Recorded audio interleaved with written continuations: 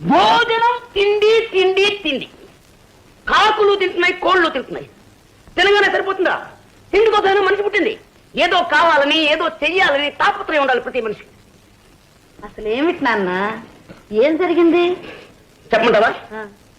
నువ్వేమో పై నుండి కింద వరకు బంగారు నగలు తొడు వేసుకుంటావు. ఇక ఆయన, మీ ఆయన, నా నాయన బ్యాంక్ నిండా డబ్బులు మురగేసుకుని మురిసిపోతూ ఉంటాడు. ఆయన మిమ్మల్ని ఏం లాభం? ఆ దేవుణ్ణి తిట్టాలి.